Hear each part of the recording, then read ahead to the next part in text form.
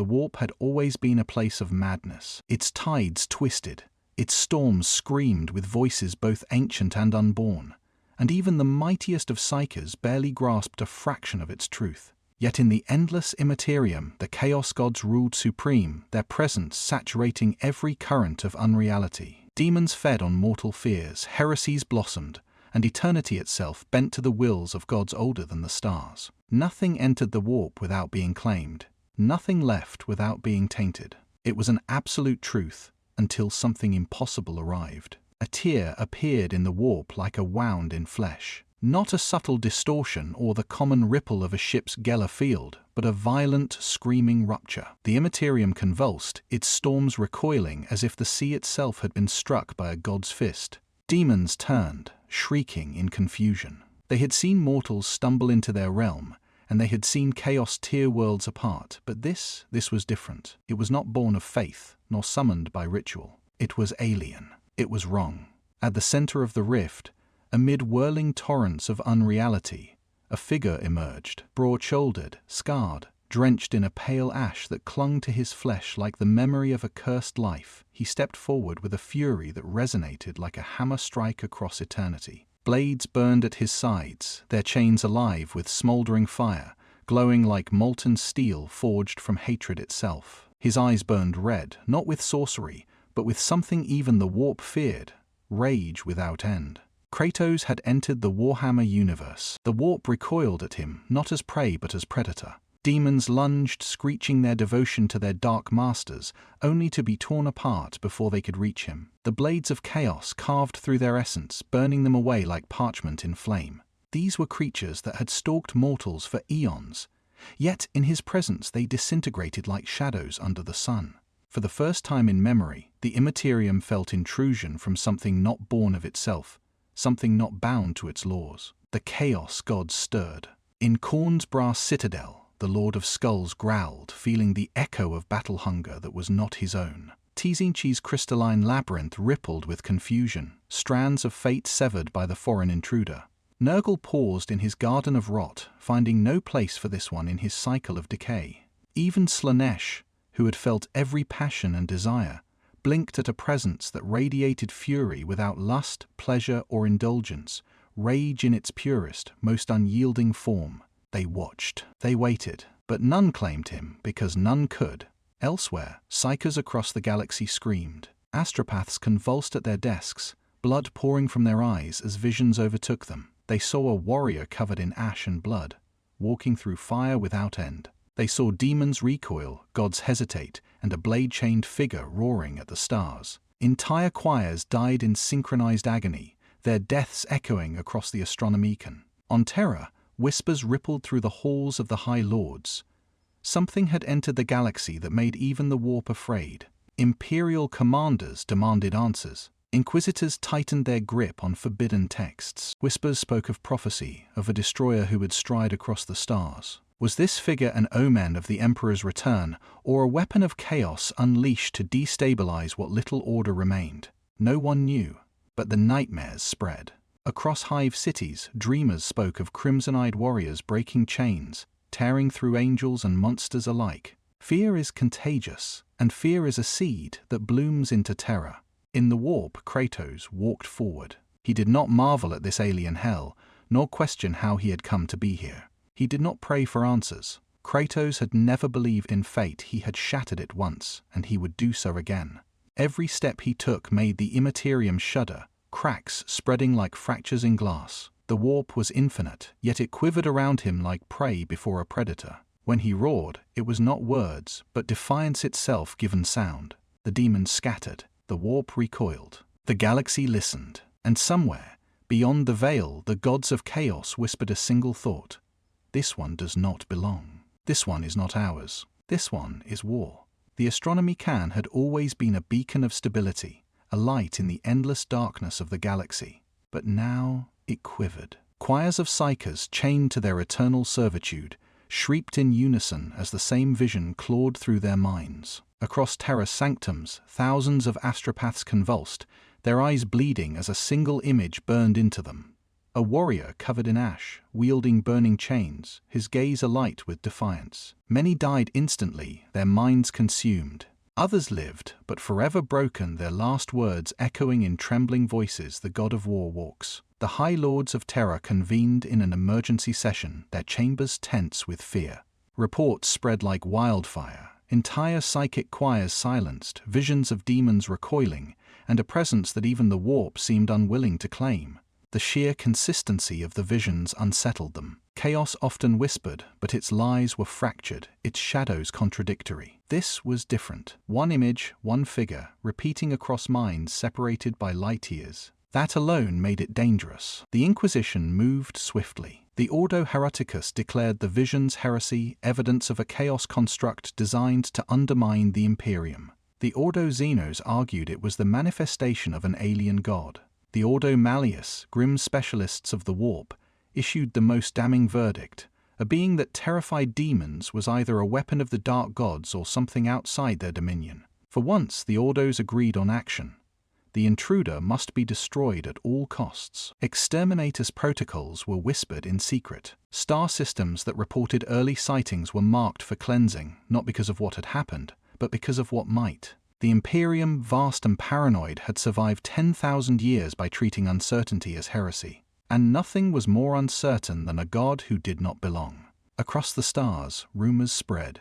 Hive worlds whispered of dreams where a blood-soaked giant strode across battlefields, slaying angels and demons alike. On frontier colonies, terrified settlers claimed to have seen burning chains cut through the sky itself. To the common citizen, fear is a language older than truth. Fear said the Emperor's bane had arrived. Fear said the end was coming. The ecclesiarchy, too, seized upon the visions. Preachers in golden robes stood atop balconies, warning the masses of a false god who sought to test the faithful. Some called Kratos a punishment sent by the Emperor to weed out the weak. Others, more quietly, murmured that perhaps this figure was a new savior, a god who answered directly instead of through silence. These whispers were dangerous, and the Inquisition burned them wherever they appeared. But like embers in a gale, they spread faster than they could be stamped out. The military response was immediate. Astra Militarum regiments were mobilized, conscripts shoved into endless lines of steel and lasguns. The Adeptus Astartes were warned to expect a foe beyond mortal measure. Some chapters dismissed it as superstition. Others, veterans of demon wars, prepared with grim determination. For all their bravado, each warrior understood the truth. If demons feared this being, their bolters might not matter. Meanwhile, inquisitorial agents scoured archives for forgotten prophecies. Among cracked tomes and forbidden manuscripts, they found fragments speaking of a stranger from beyond reality, a destroyer who would walk among stars not his own. Some lines claimed he would herald the Emperor's return, others that he would slay him. Each interpretation only deepened the fear, for prophecy in the Imperium is both scripture and curse. The Imperium thrives on certainty. Its people are told what to believe, what to fear, and what to die for. But this figure, this Kratos, defied certainty. He was neither demon nor man, neither Xenos nor machine. He did not kneel to chaos, nor serve the Emperor. He was something else entirely, and in that unknown, terror bloomed. Across Terra, orders were signed in blood. Across star systems, ships were armed. Across hive worlds, billions prayed. And across the galaxy, the Imperium prepared to meet a god with fire. The planet of Distra, the ninth, was already dying when Kratos arrived. Its skies bled fire as orbital bombardments rained down. Traitor legions clashed with loyalist forces across shattered manufactorums, their banners torn, their faith fraying under the weight of endless war. Imperial guardsmen, pressed into hopeless lines, screamed prayers as heretic Astartes in corrupted power armor tore through them. Demons spilled from rent reality, feeding on slaughter, their shrieks drowning out the thunder of bolters. The world was a crucible of despair. Yet even amidst such ruin, something far worse was about to appear. Through the storm of battle, a rift opened. Reality cracked as if split by an axe, and from the wound stepped a figure no one recognized. He was massive, scarred, his skin pale as ash, his eyes burning red with fury. Chains rattled at his sides, blades aflame, their glow casting monstrous shadows across corpses and rubble. He did not appear as demon nor Xenos, but something altogether alien. Soldiers on both sides faltered mid-strike, staring as the stranger stood unmoved by gunfire, his presence heavier than the bombardments above. The first to challenge him was a Chaos champion clad in rusted ceramite, his mace dripping warp fire. He roared praise to Khorne as he charged. Kratos met him with a single swing, the blades of Chaos carving through armor and flesh alike. The champion fell in two pieces, his blood hissing as it boiled on the ground. The battlefield froze. Both traitors and loyalists watched as this stranger, this intruder, dispatched a warrior who had slain hundreds with a single, effortless strike. Then, the slaughter began. Bolter rounds slammed into Kratos' chest, but he barely flinched. He leapt into the ranks of Astartes, his blades spinning arcs of fire that split ceramite like parchment. Space Marines, revered as the Emperor's angels of death, were reduced to corpses in moments. Demons lunged at him, howling their masters' names, only to be incinerated, their essence unraveling in his fire. Kratos fought without side or mercy. Every warrior before him was an enemy, every scream a chorus for his rage. Imperial Guard regiments fired desperately, their lasguns lighting the night. Traitor Marines countercharged, screaming oaths to Chaos. Both forces realized the same truth too late. The battlefield no longer belonged to them. Kratos waded through the carnage as if through a shallow stream, indifferent to banners, loyalties, or prayers. A dreadnought, its ancient frame groaning with fury, turned its assault cannon upon him. Explosive shells tore the ground apart, shredding rubble and men alike. Kratos charged headlong into the storm, his rage a shield stronger than armor.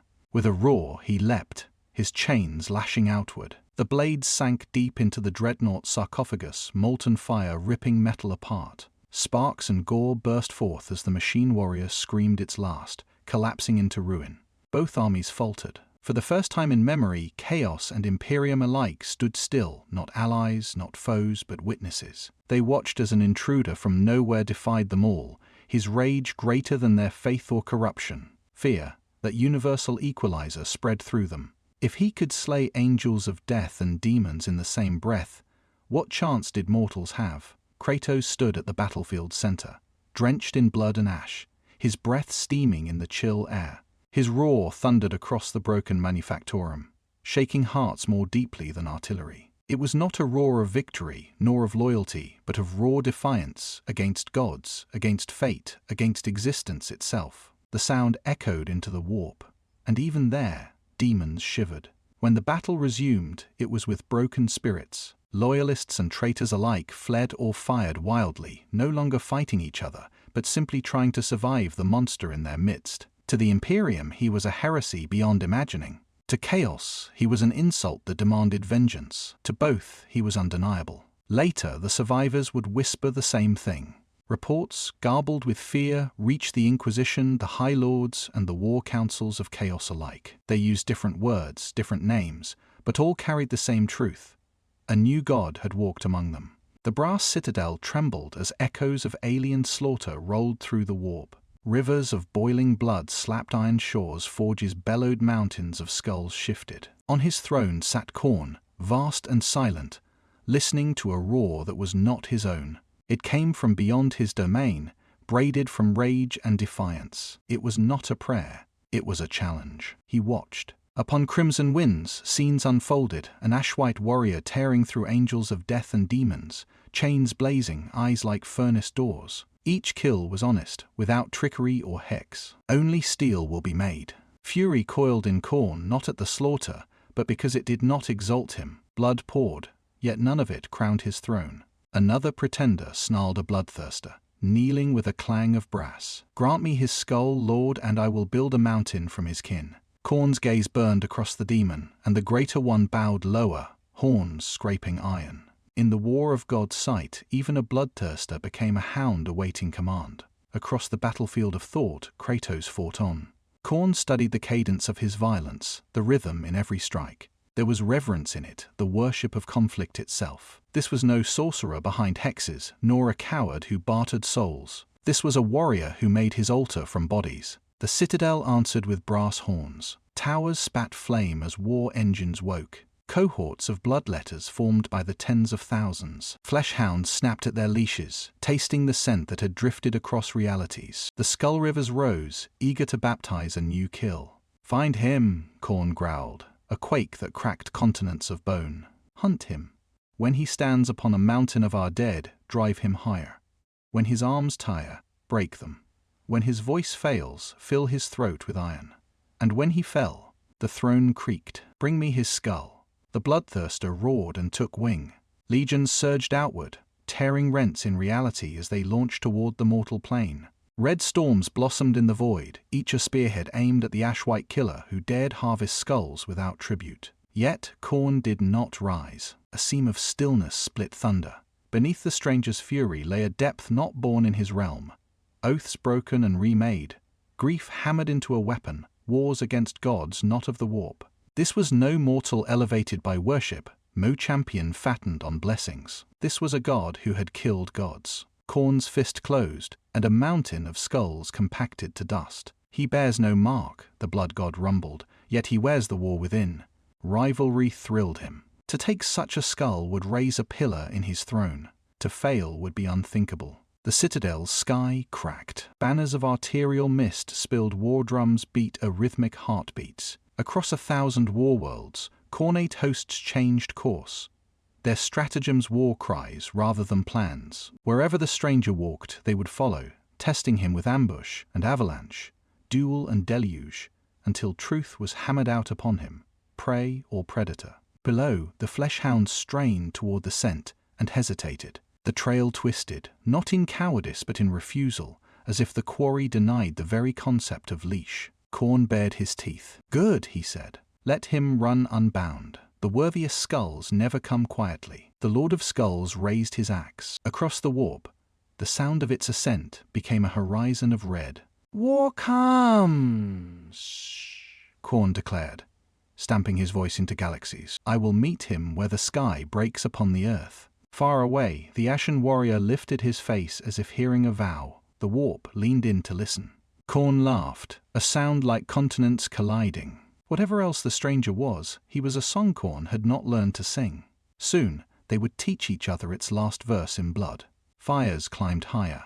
Legions departed. Only a single thought remained on the throne of skulls.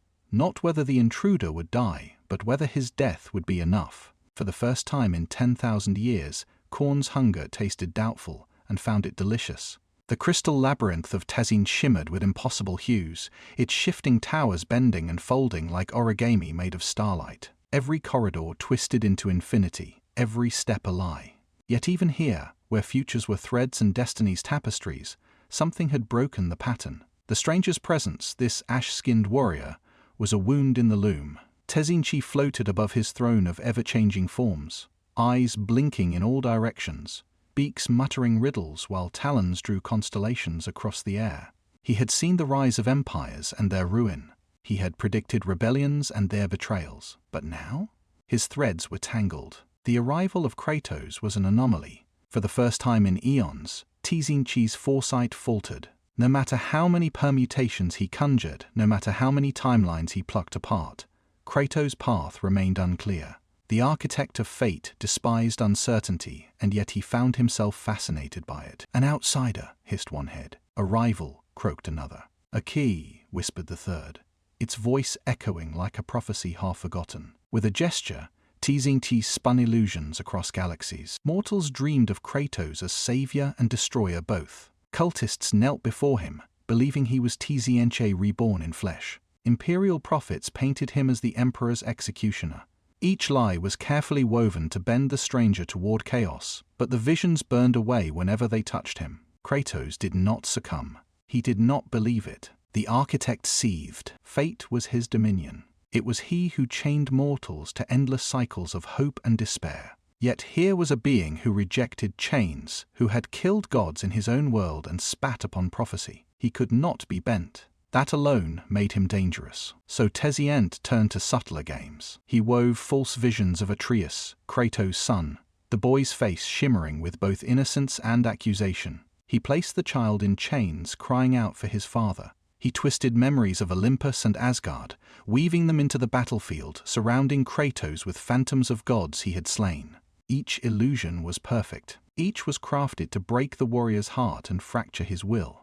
But the Ashen warrior did not falter. He roared, his voice shattering phantoms, his blades tearing apart illusions as if they were made of cloth. With every strike, he unraveled Tezyenchi's weavings, shredding years of careful deceit in a single moment of rage. For every memory resurrected, Kratos answered with defiance. He had buried gods before, and he would bury them again.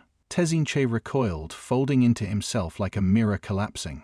Never had his labyrinth been so easily disrupted. Entire galaxies had lived and died according to his design, and yet this one intruder denied him. In his frustration, stars flickered and warp storms shifted course. Plans meant to last millennia burned away in seconds. But Tezyenchi was not merely angered, he was intrigued. If Kratos could not be manipulated, then he could be maneuvered. If he could not be chained by prophecy, then perhaps he could become prophecy. The architect began sowing whispers among cultists that Kratos was not a god, but the harbinger of a fifth power, a force born outside the warp that would consume the others. As these rumors spread, worship of Kratos grew, not in reverence but in fear. And fear, Tezyenchi knew, was still power. In his labyrinth, the architect smiled with 1,000 faces. He had failed to bind the warrior, but he had turned the galaxy against itself with the idea of him. For Tezyenchi, the greatest weapon was not a blade or a demon. It was the paranoia of mortals who believed they could predict the future. Kratos could not be bent, but the galaxy could. And in bending it, perhaps the outsider would eventually find himself at the heart of the web. For in the end, Tezyenchi thought, every defiance is just another step in a plan. The battlefield was never silent, but in the aftermath of Kratos' slaughter it grew strangely still. The warp throbbed around him, shadows thickening into color, whispers rising into melody. A new presence approached, syrupy, intoxicating, irresistible. Where blood had once hissed on broken stone, now the air shimmered with beauty. Shapes emerged, impossibly perfect, their forms ever shifting to reflect desire. Slaanesh had come. The Dark Prince's voice flowed like honeyed poison. Ashen warrior, it purred. You fight as if the cosmos itself bends before you. What you have done in fury, imagine in ecstasy. A galaxy at your feet, its people adoring, its pleasures endless. Every battle a festival, every victory sung in hymns to your name. You need only kneel, and I will give you eternity. Around Kratos, illusions blossomed. He stood upon Olympus reborn, chains replaced by laurels, his fallen family restored. Atreus smiled, free of burden, as mortals lifted their arms in worship. Countless women and men, sculpted to perfection, offered themselves in service. It was not violence, but adoration. It was not conquest, but indulgence. Kratos clenched his fists. The blades of chaos trembled, fire licking their chains. His eyes flicked to the boy, his son, his pride, his grief, and for a moment the illusion swayed. Then, with a snarl, he struck. The blade seared through visions of marble and flesh, fire consuming every whisper of pleasure. Illusions screamed, collapsing into shards of purple light. The boy's smile dissolved into ash. Pleasure is a chain, Kratos growled, and I have broken too many to wear another. The warp shrieked, the Dark Prince's laughter twisting into rage. From the ruins of beauty rose pestilence. Rot spilled across the ground like ink, trees of flesh bursting from soil, bloated flies filling the sky. The air curdled with sweetness turned sour. Where Slaanesh had offered temptation, Nurgle brought inevitability. Child of war, the Plague Father chuckled warmly, his voice like bubbling sludge. Your flesh carries scars. Your soul carries wounds. How long will you bear them? Let me give you release. No more burden, no more rage, only rest. The gift of decay is mercy, and I give freely. From the mire stumbled shapes, twisted reflections of Kratos himself, versions of him withered by rot, flesh sagging, blades corroded. Each knelt in peace, smiles fixed to their broken faces. They whispered, "End the pain, Father. End the fight. Rest." Kratos stood unmoved. His scars burned, his rage seethed. Mercy, he knew, was another word for surrender.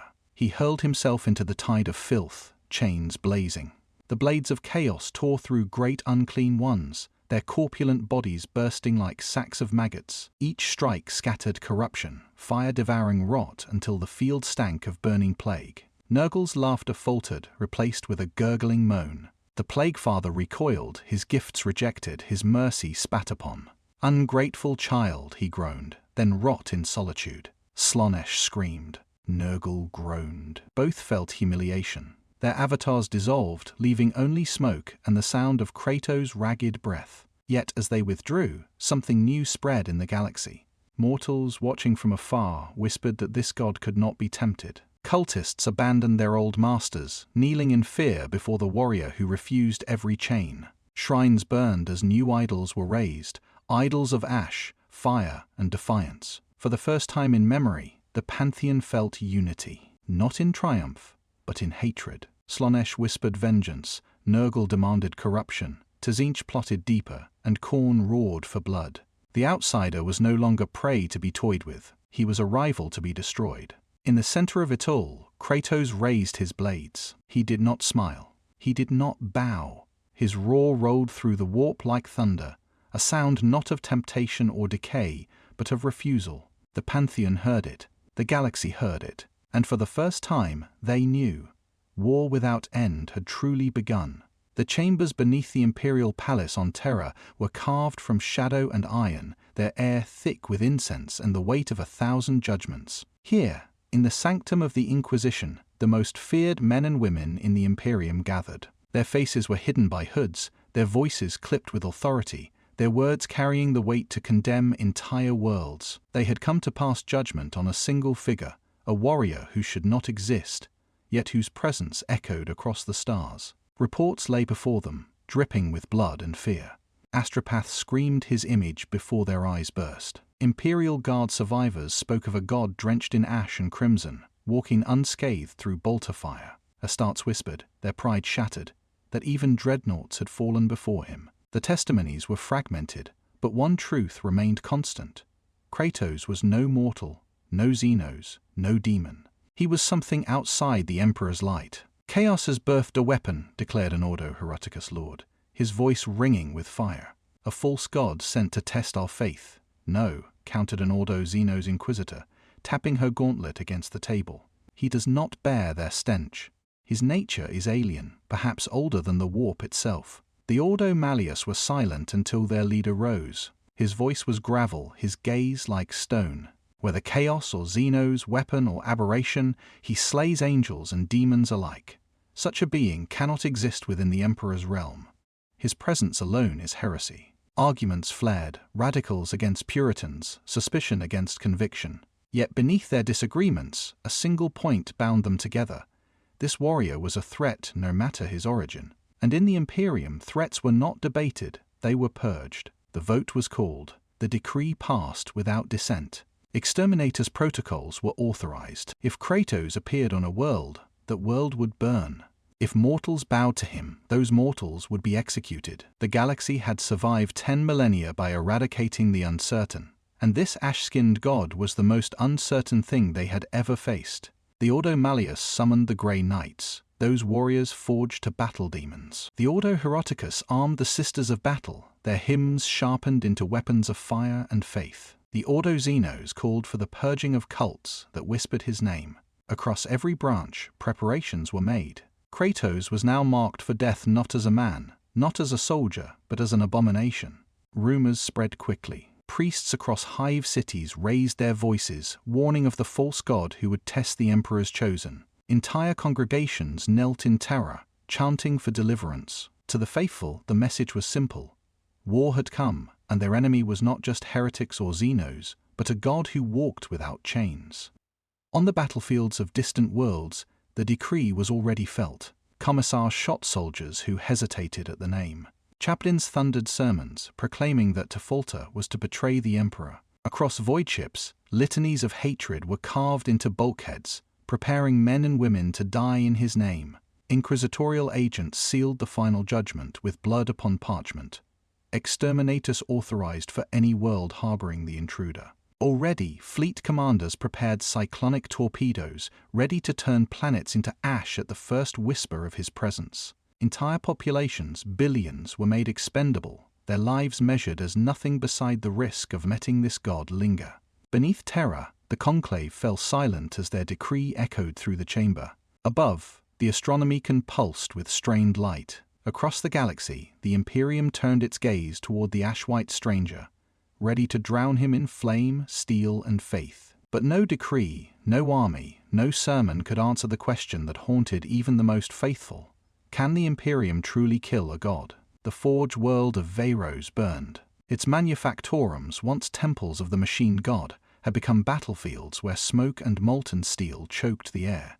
The rhythmic thunder of production had been replaced with bolter fire and the roar of engines of war. Into this crucible descended the Imperium's finest, the Adeptus Astartes. Drop pods screamed through the polluted sky, slamming into the steel planes with earth-shaking force. From them emerged giants clad in ceramite, their armor painted with chapter colors, their weapons anointed with sacred oils. Alongside them marched the Sisters of Battle, hymns spilling from their lips as flames danced from their Promethean weapons. This was no mere skirmish. This was judgment, decreed by Terra itself. Their target stood waiting. Amid the wreckage of Manufactorum towers, Kratos loomed, chains dragging across broken steel, his ash-pale skin glowing faintly against the firelit sky. He did not retreat. He did not prepare defenses. He simply stood, as if daring the gods and their angels to strike him down.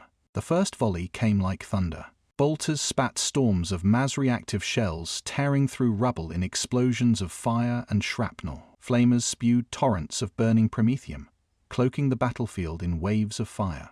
Chainswords revved, their teeth screaming for flesh. The sisters sang hymns so loud they shook the air, voices rising with the flames, their every word a prayer for his annihilation.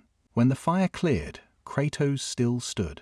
His chest bore scars but no mortal wounds, and in his eyes burned fury older than their Imperium. With a roar that drowned out sermons and bolters alike, he charged. The first Astartes met him blade to blade, chainsword roaring against the blades of chaos. Sparks cascaded like waterfalls of light as steel clashed with burning metal. Then, with a twist of his arm, Kratos cleaved through armor, bisecting the warrior with brutal finality. He did not slow.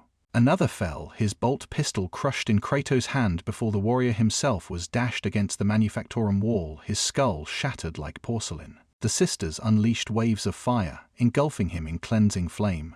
Some hurled themselves into martyrdom, immolating their own bodies as living pyres to engulf the intruder. Yet Kratos strode through the inferno as if it were mist, his chains slicing through their ranks even as their hymns turned into screams. Their faith was unshakable, but his rage was unyielding. Where they burned for their emperor, he burned for nothing, and that made him untouchable. Then came the dreadnought, ancient armored, a sarcophagus of war carrying the last remains of a hero entombed within. Its assault cannon roared, tearing the landscape apart. Kratos leapt, his chains whipping forward, embedding deep into its armored hull. With strength that mocked machinery, he dragged the towering walker off its feet, slamming it into the ground. Sparks cascaded as the machine struggled, but Kratos' fury was absolute. He plunged his blades into its core, tearing it open and silencing its occupant forever. Astartes cried out in rage, redoubling their assault. Bolters barked, missile launchers screamed, but nothing slowed the god of war. He carved through them like wheat beneath a scythe, his every strike ending lives that had stood for centuries of service. The battlefield became a slaughterhouse, steel and fire consumed by his fury. The sisters continued their hymns, even as they fell in burning heaps, their voices rising with desperate intensity. For the emperor, for his light. Their faith was pure, their sacrifice total, but still, Kratos endured. Their god did not answer, their enemy did not fall. When the smoke cleared, the ground was carpeted with shattered ceramite and burning robes. The strike force lay broken, their glory drowned in blood and ash. At the center stood Kratos, chest heaving, drenched in gore. He raised his blades to the sky, his voice a roar that reverberated through the atmosphere. "Is this your strength, god of this world?" he bellowed, daring the heavens themselves. "Then come and face me." The roar echoed across the warp, carried on psychic screams that reached terror itself. The emperor did not answer, but the Grey Knights heard, and they began to prepare. The battlefield of Varos was quiet only for a moment. Smoke curled into the heavens, carrying the scent of ash and blood. From the ruins, a handful of survivors stumbled forward. The Imperial Guard broken by terror, Astartes limping with shattered armor, sisters dragging themselves on burned knees. Their voices rose not in triumph but in trembling whispers. They called him the false god of rage, a name born of fear, and yet one that clung to their tongues as prophecy. Among the ruins stood a cathedral of the Omnissiah, its spires cracked but still reaching defiantly into the storm. Inside, the Sisters of Battle regrouped. They set their wounded upon the altar, their hymns echoing through fractured walls. Relics were lifted high, statues of the Emperor kissed with bloodied lips. Their canoness, face streaked with soot, raised her sword. "He is no god," she proclaimed. "He is a beast. A beast can bleed. And when he bleeds, the Emperor shall triumph." Her words rang with conviction, and the sisters answered with prayer. They filed into formation, their chants swelling until the air itself trembled with their faith. As the doors to the cathedral burst inward, Kratos entered, his blades dragging sparks across the floor. His eyes swept across the chamber, seeing not warriors but supplicants cloaked in fire.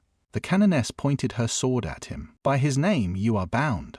By his will you are nothing." She spoke as if faith itself could chain him. The sisters fell to their knees, their voices rising in thunderous litanies, summoning the Emperor's light to smite the intruder.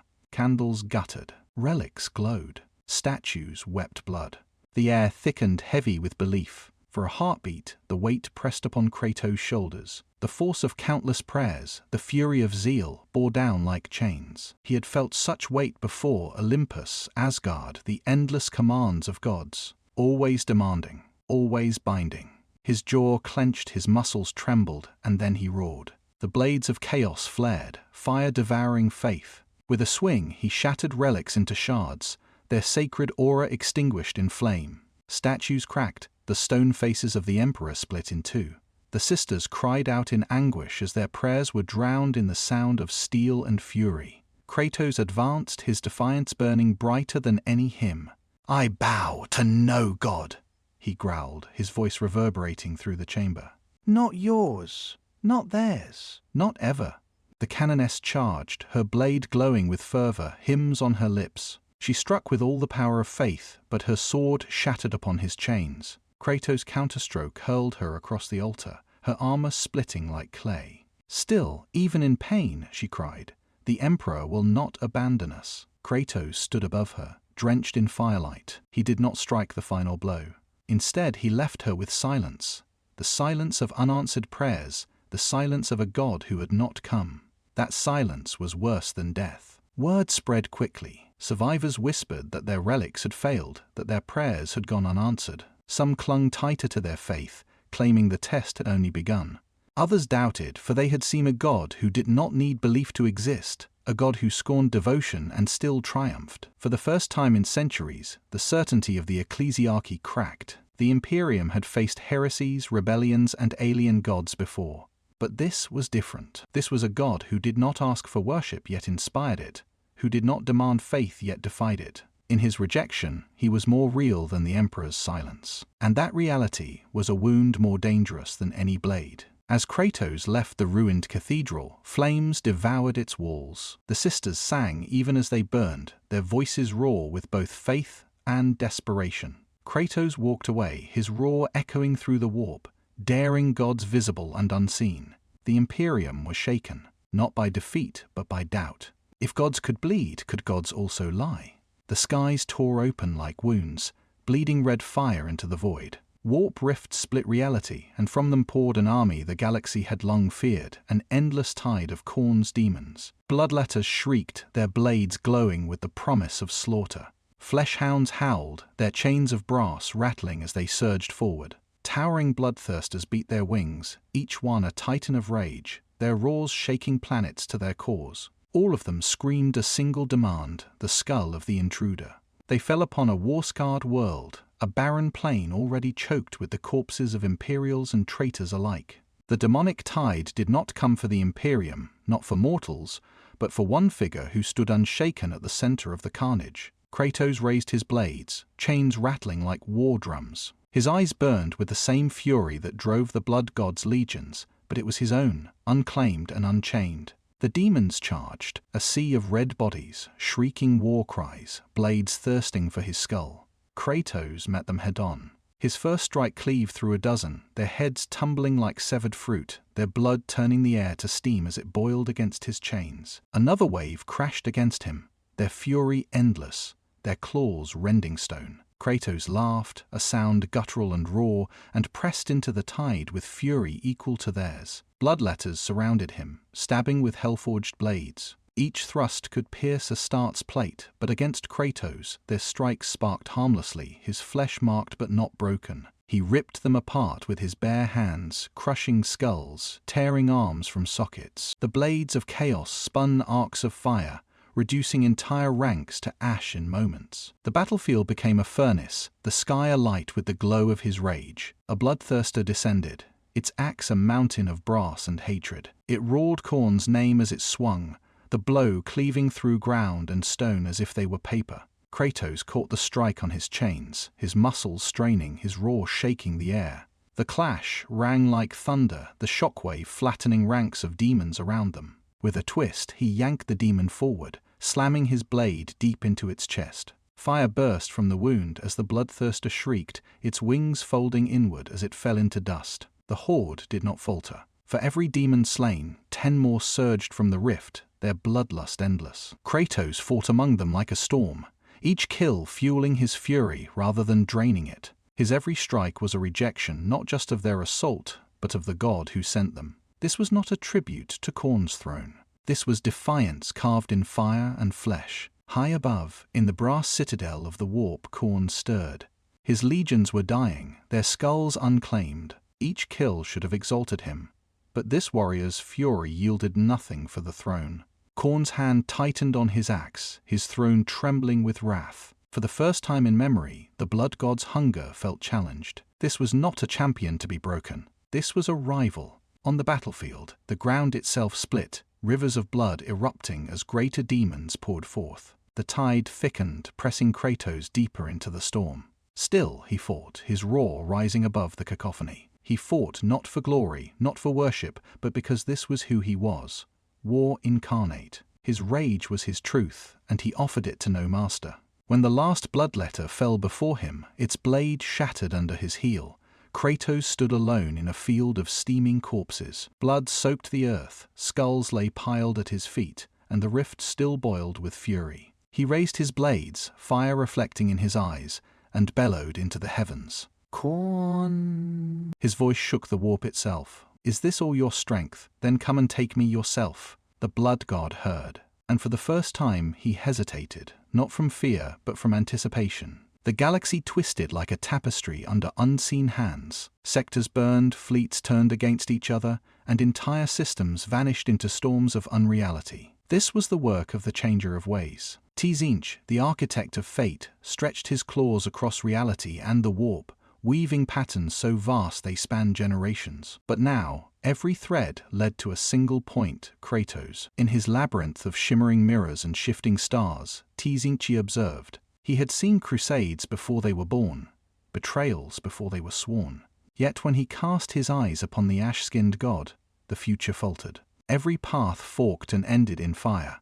No outcome yielded certainty. For the first time in millennia, the Weaver of Destiny found his looms snarled. Impossible, hissed one of his countless heads. Unpredictable, croaked another. Unbound, whispered the third. So he set up the web. Across the galaxy, entire regiments turned their guns on one another, convinced their allies were traitors. Warp storms rose at impossible angles, cutting off worlds and forcing Kratos into corridors of fate predestined for his ruin. Cults spread rumors of Atreus alive, calling to his father across star systems. Every whisper, every illusion was a snare, meant to drag Kratos into the architect's maze. On the forge world of Mirakan, the trap snapped shut. The air shimmered, and suddenly Kratos stood not amid smog and steel, but in a forest he knew too well. Pines stretched high, snow crunched beneath his boots, and at the edge of the clearing stood his son. Atreus, bow in hand, smiling with boyish pride. "Father," the boy said, his voice warm, "you've come back." Kratos froze. His heart, scarred and hardened by war, thundered. The blades of chaos hung limp at his sides. He stepped forward, slow, hesitant, every scar on his body burning with memory. He had buried gods, he had buried worlds, but this was what he had always sought to protect, his son. Atreus ran to him, arms wide. For a heartbeat, Kratos faltered. Then the illusion shifted, the boy's smile twisting, his flesh warping into scales and feathers, his boa serpent coiling around his arm. The forest flickered into fire. Tzinchi's laughter filled the air, mocking, echoing from 1,000 unseen mouths. Kratos roared. His blades ignited, fire tearing the dream to cinders. Illusions burned, the false sun dissolving into ash. The ground cracked as the god of war surged forward, striking at the very fabric of the architect's design. Every phantom he destroyed unraveled a thread of Tzinchi's web, his fury shredding lies that had trapped mortals for millennia. The changer of ways recoiled in his labyrinth, mirrors shattering as his foresight collapsed. Threads of fate snapped one after another, fluttering into nothing. What had held empires, what had bound kings, could not hold the ghost of Sparta. Every time Tzinchi wove, Kratos tore. Every time he whispered, Kratos silenced him with steel and rage. "Defiance is not destiny," Kratos growled, his voice shaking the illusory sky. "It is a choice. And mine is war." The labyrinth screamed as fire tore through it. Galaxies shifted off their course, fleets long woven into the architect's games broke free of his control. For the first time, his grand design unraveled, not at the hands of rival gods, but of an intruder who refused to play by the rules. Tzinchi coiled inward, fury and fascination blending into something close to dread. He could not bend the warrior. He could not predict him. And what cannot be bound cannot be owned. Still, the architect was patient. Threads could be rewoven. Webs could be spun again. Yet even as he whispered promises of new schemes, a single truth lingered like a thorn. This god did not bend to fate. He cut it apart. The warp shifted again, its storms parting as two presences emerged, their domains entwined in opposition yet united in purpose. Where Tzinchi had tried to ensnare Kratos with fate, these two would test his very soul. Slaanesh, the dark prince of excess, and Nergal, the plague father, reached out across the battlefield, their temptations coiling into his mind like serpents. First came beauty. The smoke around Kratos shimmered into light, and the ground beneath his feet became polished marble. Towers of gold and ivory rose around him, their spires crowned with banners that bore his name. He stood on a throne of fire, and below him billions cheered. Warriors knelt, mortals sang, and endless hosts offered gifts of devotion. Slaanesh whispered through their voices, soft and intoxicating. "Why fight when you could rule?" the voice purred. "You are already worshipped. Take it. Let your rage become glory, your battles become triumphs eternal. Be adored. Be loved. Become more than a god of war. Be a god of all." Figures swayed before him, men and women flawless beyond reason, their eyes pleading, their hands outstretched. Atreus appeared among them, older, proud, raising a crown toward his father. The vision promised not chains, but comfort, not pain, but adoration. For a moment, Kratos' breath slowed. The boy's face glowed with warmth he had long buried. But then the crown in Atreus' hands warped into chains, and the adoring masses blurred into a howling mob, hungry to own him as they had owned every god before. His teeth clenched, his roar erupted, and the blades of chaos ignited. With a single sweep, he burned through the golden towers, the worshippers, the illusions of beauty. Their screams turned to Slaanesh's laughter, bitter and enraged. "Your heart is iron," the prince hissed, retreating into the shadows of silk. Then the rot came. Where marble had stood, filth now spread. Nergal's garden unfurled, trees of pus and meat stretching skyward, their branches dripping with disease. The air thickened with the stench of decay, and maggots writhed at Kratos' feet. From the muck rose a great unclean one, its swollen belly splitting with laughter. "Child," Nergal rumbled, his voice like a father soothing a fevered son. "Why fight? You carry scars deeper than flesh. You bleed rage, but what has it given you? Rest. Lay down your weapons. Let rot take your burden. I will grant you peace. In decay you will never suffer again." Around Kratos, shadows of himself appeared, versions weary and broken, their chains slack, their eyes at peace. They sank into the filth, smiling as the rot consumed them. They beckoned to him, their voices soft. "End the pain. Rest, father.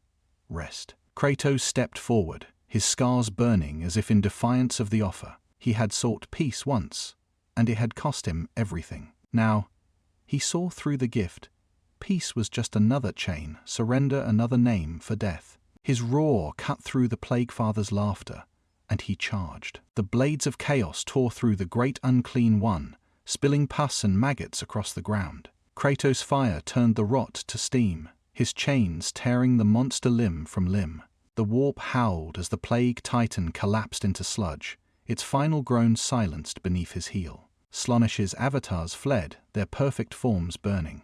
Nurgle's garden withered, its trees collapsing into ash. Both gods recoiled, humiliated, their temptations shattered. They had offered him everything, pleasure, glory, peace, and he had spat on it all. In the material realm, cultists who once worshipped Slaanesh or Nurgle turned their prayers elsewhere. They whispered Kratos' name, not in devotion but in awe, building shrines of skulls and fire in his image. The pantheon felt the shift, their dominion fracturing, their worship bleeding away. From the depths of the warp, a single truth echoed.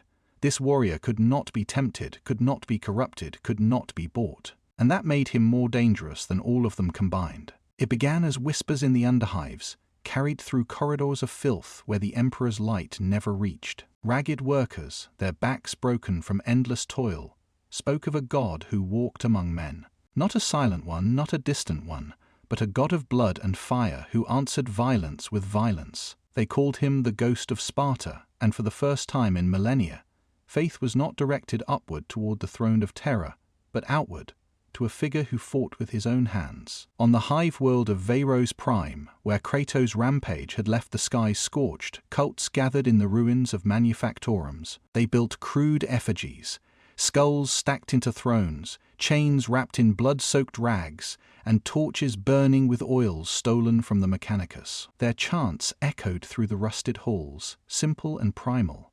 Kratos, Kratos, Kratos. Each syllable was not prayer, but defiance, a rejection of silence. The cults spread faster than plague. On frontier colonies abandoned by the administratum, soldiers painted ash across their faces before battle. In guard regiments left shattered, men raised their lasguns not in the Emperor's name, but in his. The god of war fights with us, they shouted as they charged. To them, Kratos was proof that divinity did not sit on a golden throne rotting in silence. It strode into fire, chains whirling, cutting gods and demons alike. Defection followed. Companies of guardsmen deserted their posts, fleeing with banners torn from imperial standards, painting them instead with crimson handprints and crude symbols of fire. In one word, an entire battalion turned their bolters against their commissar, chanting Kratos' name as they executed him before a cheering crowd. In their eyes, they were not betraying the Imperium. They were embracing a god who had proven himself. The ecclesiarchy reacted with fury. Preachers thundered from cathedral steps, denouncing the false god of rage. Sermons declared him a heresy crafted by chaos, a temptation meant to break the Emperor's children. Witch hunters burned whole districts for whispering his name. Sisters of battle purged shrines of ash and skulls with bolter and flame. Yet the more they denounced him, the more his legend grew. Every denial became proof that the ecclesiarchy feared him. Every purge became martyrdom for his cause. And so the schism widened. For the first time in centuries, faith itself shifted. In the shadows of the Imperium, belief bled away from the master of mankind. Some still clung to the Emperor, desperate for certainty, but others raised their fists to the stars, calling for a god who answered directly, who bled as they bled, who raged as they raged. Kratos had never asked for worship, yet it spread like wildfire, unstoppable, uncontrollable. Even whispers reached the Astartes. In fortress monasteries, battle brothers debated in silence. Could a god who walked among mortals be more worthy than one who sat unmoving upon a throne of rusting machines? Some chapters denounced the thought as heresy, purging their own for speaking it. Others, scarred from wars where the Emperor had given no answer, began to wonder. And in the warp, the Chaos gods watched with fury as mortal devotion shifted away from them, their cults bleeding into shrines for the foreign god who rejected them all. On Terra, the High Lords raged. On Cadia's ruins, survivors whispered. In every world touched by his fury, Kratos became more than an invader. He had an idea. A god who never asked to be worshipped, but who inspired it nonetheless. The Imperium had survived heresy, rebellion, Xenos, and chaos, but never before had it faced a god who could take its faith by accident. The Adeptus Astartes were bred to be the Emperor's angels of death, unwavering in loyalty, their faith forged in gene seed and war. For 10,000 years, they had been the bulwark of humanity, guardians of a god who had not spoken since his ascension to the Golden Throne. Yet even the strongest foundations can crack, and Kratos' presence struck like a hammer upon their devotion. It began with whispers in chapter halls. Battle brothers scarred from campaigns where the Emperor's light had been absent found themselves asking questions they dared not voice. They had seen Kratos carve through demons as if swatting flies, tear apart dreadnoughts with his bare hands, and stand unburned before the holiest fire of the Sororitas. To deny his divinity was to deny what their own eyes had seen. If the Emperor is the one true God, one veteran asked in a hushed chamber, how can another god walk among us, unchallenged? Some chapters dismissed such talk as heresy, executing any who dared entertain it. But in others, doubt spread like infection.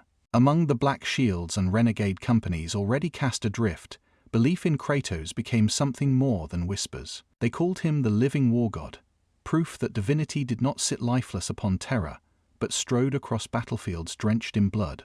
The breaking point came when entire squads began defecting mid-battle. On the death world of Brannax, a company of Crimson Fists turned their bolters not on the intruder, but on their own allies, shouting Kratos' name as they cut down their brothers. On Veyro's ashes, abandoned flesh terrors abandoned their chaplain's orders, painting their armor with ash to mimic the god of war's skin. Where once only chaos could fracture them, now Kratos' mere existence was enough. Brother fought brother. Chainswords clashed not with traitors or Xenos, but with fellow sons of the Emperor. The air stank of burning ceramite and betrayal. Chaplains wailed sermons as their flocks turned deaf ears. Librarians cried out to the warp for guidance, only to receive silence. And all the while Kratos fought, not for them, faith, but because it was his nature. He did not command their loyalty, yet it came. He did not demand worship, yet it spread.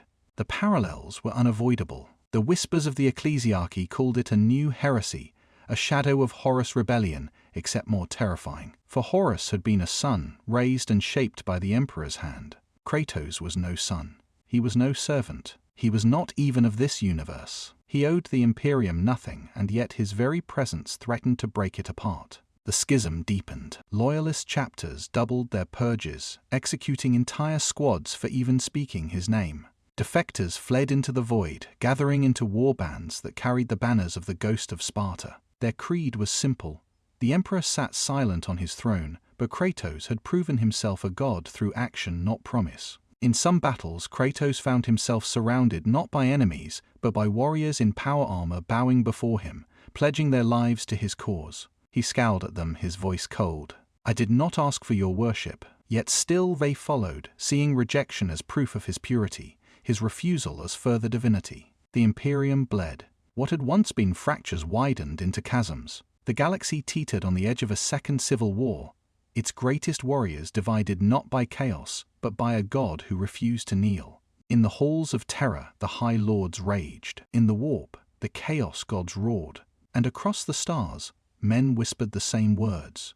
The Emperor had his heresy. Now he faces a rival beyond even his sons. And this time, the rival did not seek his throne. The battlefield lay silent except for the crackle of fire and the groans of the dying. From the ashes, warriors in battered ceramite stepped forward, space marines who had once fought for the Emperor, now kneeling in reverence before Kratos. Behind them, mortals pressed their foreheads into the dirt, their hands raised in supplication. 1,000 voices cried his name, not as a war chant, but as prayer. Kratos looked upon them, his jaw tight, his chest rising and falling with heavy breaths. Their eyes burned with faith, with desperation, with hope.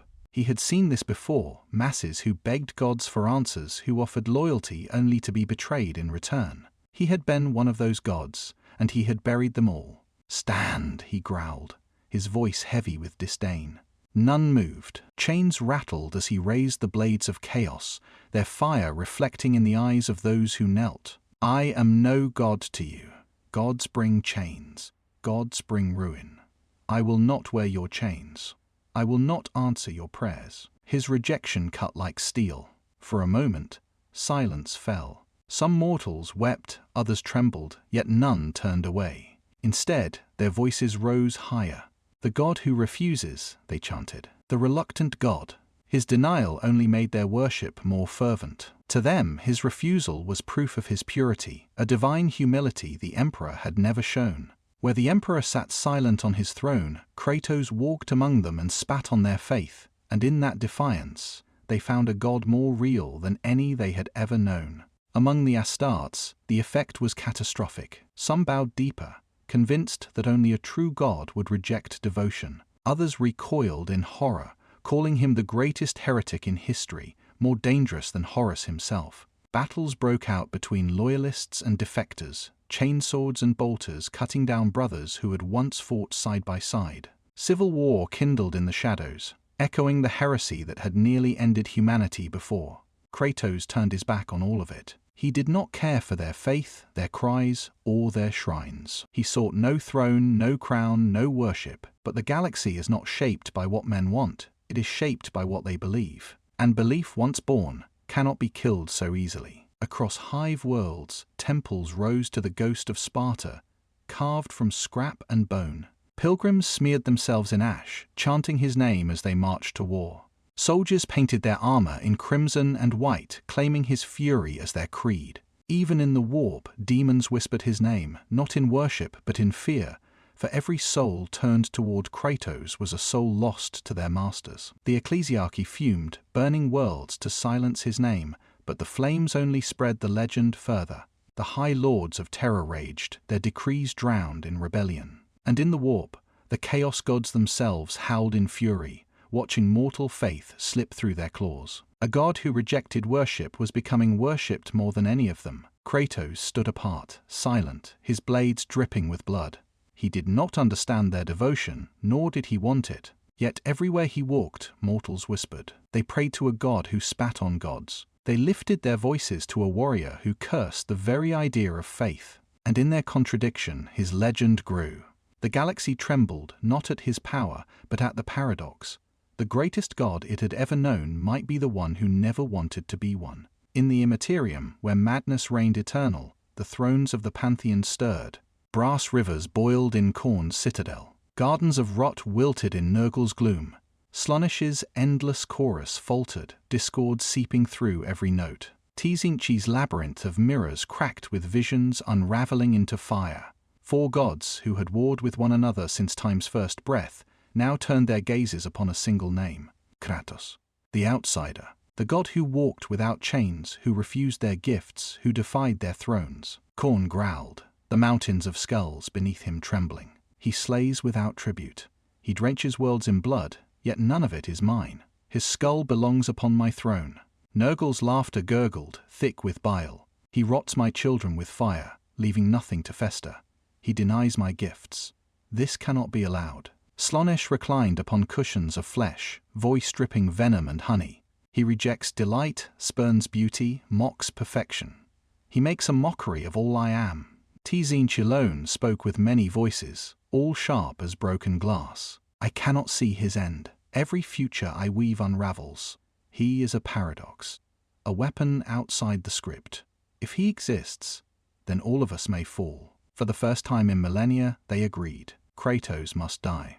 Their pact sent tremors through the warp. Legions stirred, demons screaming as chains snapped and banners rose. Brass, rot, silk, and crystal fused into a single tide of corruption. Never before had such a coalition been seen. Not against Eldar, not against Necrons, not even against the Emperor himself. Only this one intruder, this one defiant god, drew such unity. Reality cracked. Warp storms the size of sectors erupted, bleeding demons into real space. Bloodletters marched alongside plague bearers, their blades dripping rot. Demonettes shrieked songs of temptation while lords of change filled the skies with sorcery. Entire fleets dissolved into screaming storms, their crews consumed to fuel the onslaught. Across a dozen star systems, mortals looked up to see the heavens tear apart. Cultists who once served chaos wailed in confusion. Some clung tighter to their masters. Others, terrified by the Pantheon's desperation, declared Kratos the 5th god, the god of war, born not of the warp but against it.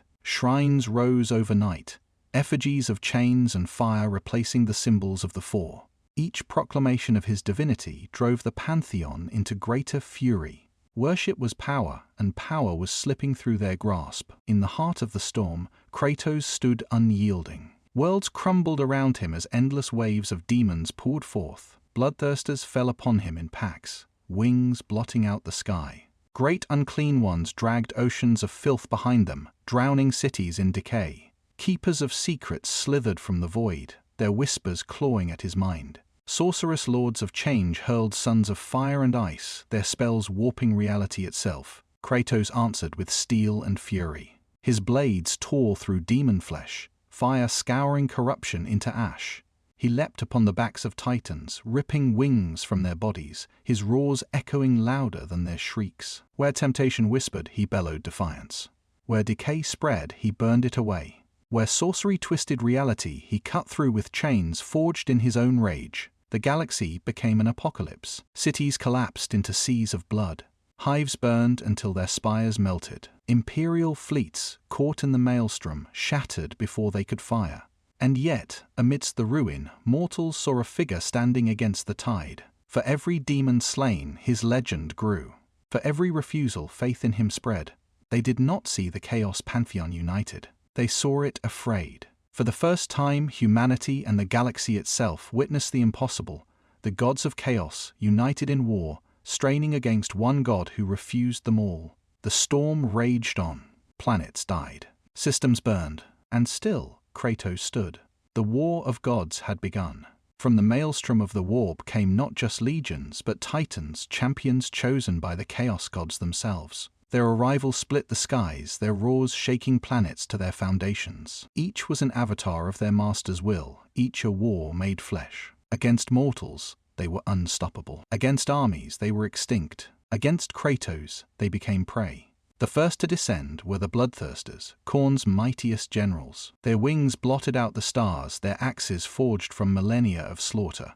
They struck as one, descending upon Kratos with the weight of unending war. The ground cracked beneath their blows, entire mountain ranges splitting apart. Kratos roared back, his chains blazing. He leapt, driving his blades into the throat of one demon lord, tearing its head free as blood rained like a storm. Another swung its axe, splitting the battlefield open. But Kratos caught the strike, his muscles straining, and with a guttural snarl ripped the demon's wings from its back, slamming it into the earth with enough force to level a city. Slaanesh answered with grace twisted into horror. Keepers of secrets slithered into reality, their beauty blinding, their whispers drowning reason. Entire battalions fell to their words before they even drew blades. They encircled Kratos, weaving illusions of pleasure and power, each stroke of their claws a symphony of pain and desire. Yet Kratos' rage burned hotter than temptation. With every lash of his chains, their elegance turned to shrieks. He shattered their forms, dragging one by its horns and cleaving its head clean from its shoulders. Their seductive voices faltered, drowned beneath the roar of a god who would not be bound. Then came Tesiench's champions, the lords of change, towering sorcerers cloaked in feathers of fire, their staff crackling with storms of impossible magic. They summoned labyrinths of shifting reality, imprisoning Kratos in endless mirrors, each reflecting a path of defeat. The battlefield warped into fractals of infinite futures, each designed to end him. Yet Kratos was no slave to fate. He struck, not at illusions, but at the sorcerers themselves, his blades cutting through shimmering wards as though they were paper. One lord screamed as its staff shattered, the backlash collapsing its spell and detonating a continent. Another tried to flee into the warp, but Kratos hurled his chains, dragging it back and splitting its chest open with a single strike. From the rot and mire came Nurgle's greatest monsters, great unclean ones, bloated mountains of pestilence. Their steps drowned cities in sludge, their laughter shaking oceans into storms. They vomited plagues that devoured worlds in hours, their bellies splitting open to spill tides of filth. Mortals suffocated in the stench before they even raised their weapons. Kratos waded into their corruption with fury unbroken. He carved into their festering flesh, tearing entrails from their bellies, his fire burning away rot that had festered for eons. One titan collapsed into pus as Kratos drove his blades into its heart, its laughter silenced at last. Another tried to crush him beneath its bulk, but he lifted it by its gut, hurling the corpse into a fortress that crumbled under its weight. The battles raged across worlds, each clash reshaping landscapes, each victory echoing into the warp. Entire populations perished as collateral, their cries drowned in the war of gods. Cities burned not from conquest, but from the sheer weight of divine conflict. Mortals who watched wept, prayed, or fell silent, knowing their lives meant nothing in the face of this apocalypse. And yet, as one champion after another fell, one truth became undeniable. Kratos did not yield. His fury was endless, his defiance absolute. The Chaos Pantheon, who had thought him an intruder to be erased, now felt something they had not known in eons: fear. For if their champions fell, who remained but the gods themselves? The fall of their champions was the breaking point. The warp convulsed, storms collapsing into singularities as reality itself screamed. Across the galaxy, psykers clutched their heads and died, their minds bursting from the weight of divine fury. The Pantheon would no longer sit upon their thrones. They would descend. It began with fire. The sky split as Khorne's essence bled into real space, a towering avatar wrought of brass and blood.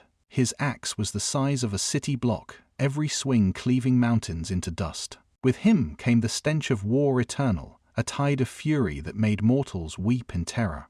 Beside him rose Slaanesh, perfection incarnate, their avatar a shape so beautiful it blinded the eye, so dreadful it curdled the soul. With every step, mortals collapsed in rapture or despair, unable to distinguish between agony and bliss. Their whispers slithered into every ear, promising ecstasy in surrender, ruin in defiance. Tzeentch followed, an ever-shifting monstrosity of feathers, flame, and eyes. His voice split into 1,000 futures at once, every word birthing and killing a star. His sorcery flooded reality, bending space into spirals of infinite madness. Time fractured around him, battles repeating, deaths replaying, destinies rewritten in an instant. Finally, the ground split into rivers of filth as Nurgle emerged, vast and corpulent, his form blotting out the sky. Flies the size of tanks swarmed from his folds, spreading decay across continents. Oceans boiled into sludge, forests withered into ash, and the very air turned into disease. His laughter, deep and gurgling, promised a mercy that felt like drowning. The Pantheon stood together, fragments of gods manifest, their presence shaking the galaxy. Stars dimmed, fleets scattered, planets cracked beneath the weight of their arrival. For the first time since creation, the four who warred with each other as principals stood as one against a single enemy. And Kratos roared. He did not kneel. He did not falter. He hurled himself into the storm, the blades of chaos igniting brighter than suns. His chains clashed with Khorne's axe, sparks showering across continents as their blows split tectonic plates. He dodged Slaane's grasp, their whispers clawing at his mind, and answered with fire that burned their perfection to screaming ruin. He tore through Tzeentch's illusions, every strike cutting fate itself, unraveling labyrinths that had trapped empires. He carved into Nurgle's bloated flesh, fire searing away rot, his fury burning stronger than plague. The battlefield became a cataclysm. Suns flickered and dimmed as their war drained reality. Warp storms swallowed entire fleets, their crews screaming as eternity crushed them. Planets shattered like glass under the weight of each clash, their fragments scattering into void. The galaxy groaned under the scale of it, mortals watching from billions of worlds in awe and despair. They did not see gods untouchable. They saw gods bleeding. For though Kratos could not destroy them outright, he wounded them. Brass cracked beneath his blades. Perfection screamed as it burned. Sorcery faltered and tore itself apart. Rot bled pus and steam, its laughter choked in agony. The Pantheon roared in rage, their essence recoiling, their unity fracturing beneath the humiliation. Never had mortals seen such a thing. Never had chaos been wounded, its gods treated not as eternal but as rivals. Whispers spread like wildfire across the galaxy. If gods can bleed, can they die? The Pantheon withdrew, not defeated but shaken. Their rage echoed through the warp, promising annihilation. Yet their retreat was an admission. The outsider was no longer prey. He was a rival, a god. As Kratos stood amid the wreckage, blood and ash dripping from his blades, the galaxy trembled. The war of gods had only begun, but its end would decide more than dominion. It would decide reality itself. Deep beneath the Imperial Palace on Terra, where endless catacombs wound around machinery older than empires, the Golden Throne stirred. For 10,000 years it had been the silent prison of the master of mankind, his withered body chained to its mechanisms, his will stretched thin across eternity. Yet now, for the first time in millennia, the colossus of iron and bone hummed with power. The throne's vast mechanisms howled, its engines bleeding light like veins splitting under strain. Across the galaxy, psychers screamed. Entire choirs erupted into fire, their bodies crumbling to ash as their souls were consumed by something greater. In the depths of black ships, prisoners clawed at their cages before collapsing lifeless. Even the most seasoned navigators, those accustomed to the astronomy can's steady flame, felt their minds boil under the sudden surge. The Emperor was not merely present, he was awake. A storm spread through the warp, brighter than any chaos tide, consuming the skies with golden fire. Planets shook, their atmospheres igniting with auroras of impossible brilliance. Warp storms stilled for a heartbeat, as if reality itself bowed under the weight of his gaze. Mortals across billions of worlds fell to their knees as visions pierced their minds. They saw him, not as the broken husk bound to the throne, but as the God-Emperor of legend, radiant and terrible, a son given flesh. His voice thundered not from lips, but from thought, each word carving itself into the marrow of his servants. Hear me, children of terror. Hear me, warriors of humanity. A false god walks among you. He is not mine, nor yours. He is an abomination, a wound upon creation. He seeks to unmake what I have built. He seeks to drag you into ruin. The Imperium trembled, and then it answered. Preachers fell into ecstasy, their throats raw as they cried his words to the masses. Sisters of battle wept, their hymns swelling to new heights. Astartes felt their faith rekindled, their doubts consumed in fire. Across hive cities, billions knelt as one, chanting the Emperor's name with fresh zeal. For the first time in living memory, their god had spoken, and his target was clear. The Astronomican blazed brighter than ever before. Its light pierced warp storms, its beacon tearing across the void with renewed force. Ships once stranded found their courses illuminated, their navigators steadied by divine will. The galaxy surged with unity, fueled by the Emperor's words. Orders spread from terror with unparalleled speed. Kratos was to be annihilated. This was not war. This was a holy war, decreed by the mouth of God himself. Yet beneath the triumph, fear lingered. For the Emperor had not spoken in 10,000 years. He had not risen for Horus. He had not risen for the countless wars since. He had only risen now for an outsider, a god who had defied chaos and refused worship alike. For some, this was proof of Kratos' threat. For others, it was a whisper of doubt. Why did their emperor speak only to denounce, not to comfort? Why now and not before? Whispers spread even among the faithful. Kratos was called a heretic, a demon, a rival. But others dared whisper. Perhaps he was something more. Perhaps the emperor's fury was not fear of chaos, but fear of being replaced. The schism deepened, hidden beneath chants of unity. On Terra, the throne continued to thunder, the emperor's will spreading outward. Across the galaxy, his vision burned into the minds of his people. A warrior drenched in ash and blood, chains ablaze, standing atop the corpses of gods. The emperor's judgment was clear. This intruder must be destroyed. And in the distance, Kratos felt the golden fire pressing against him, a weight unlike chaos, unlike Olympus. It was the will of a god who demanded obedience, who claimed dominion not through rage, but through order. Kratos' teeth clenched, his hands gripping his chains. He had defied gods before. He would do so again. The void cracked with golden fire. From Terra, the emperor's will surged outward, a projection of his boundless psychic might manifesting across the stars. It was not a vision this time, nor whispers carried on the astronomy can. It was presence, raw, radiant, divine. Entire star systems froze under the weight of his gaze, as though reality itself dared not move without his command. And in the heart of that fire stood Kratos. The Emperor's voice filled the cosmos, echoing in every mortal mind. I am the master of mankind. I am humanity's shield and sword. I am the one true God.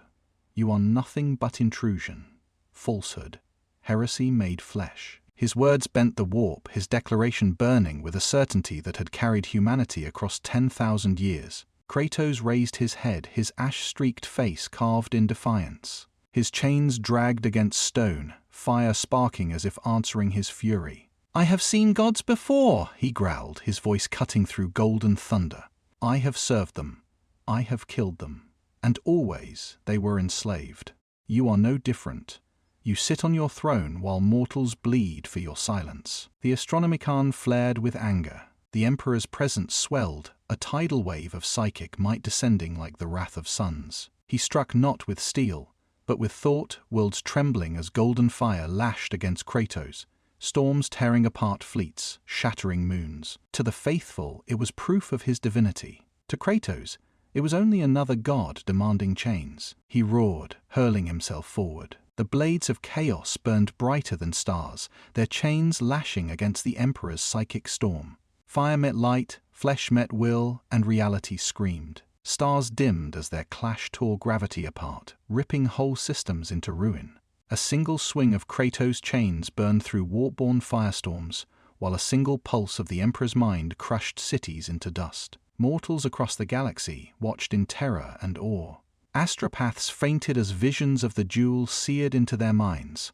A warrior drenched in blood standing against a radiant god of golden fire. For the faithful, it was unthinkable. No being had ever resisted the Emperor's full will.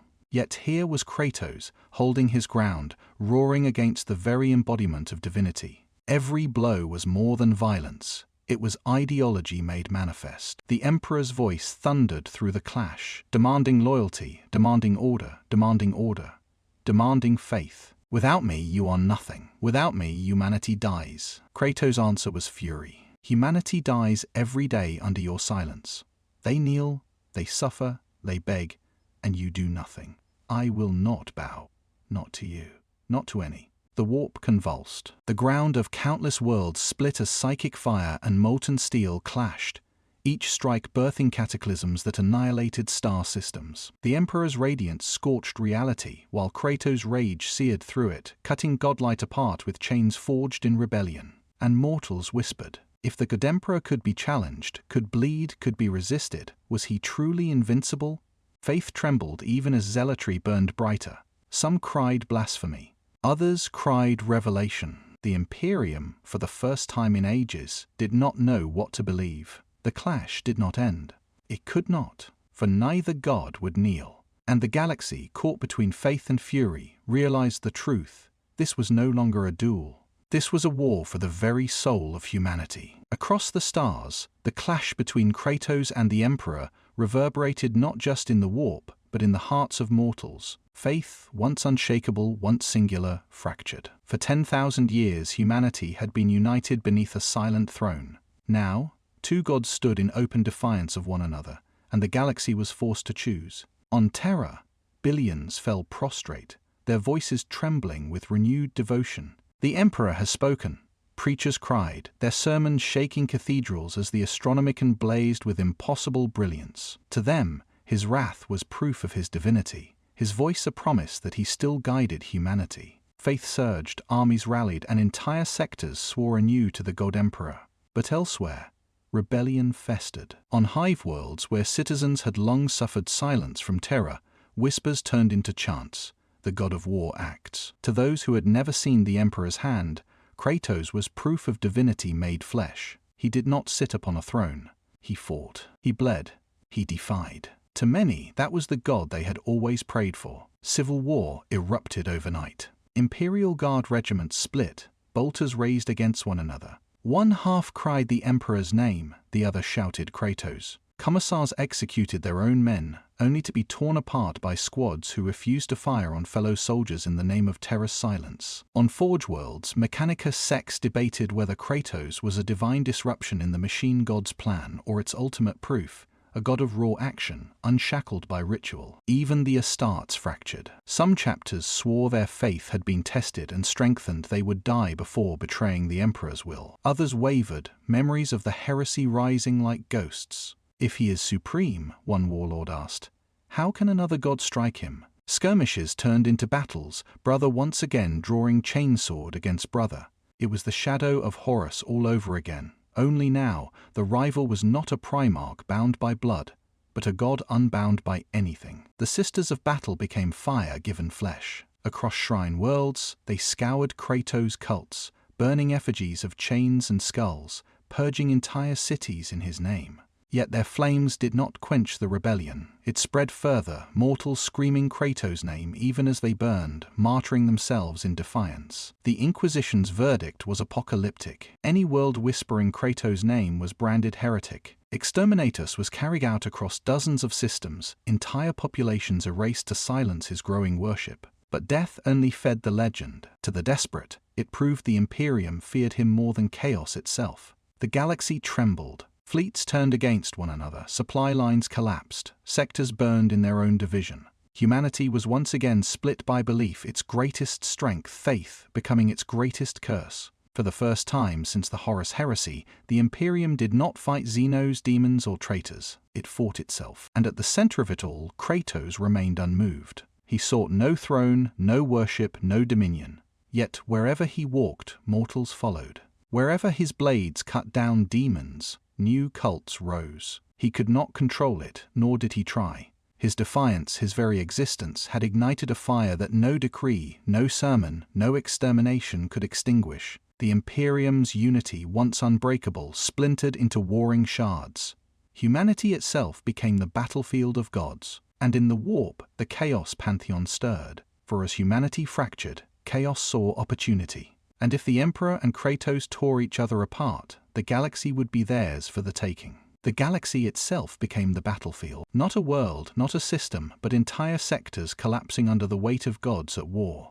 Stars bled light like open wounds. Warp storms twisted reality into spirals of madness, swallowing fleets whole. The line between real space and the immaterium dissolved until no mortal could say where one ended and the other began.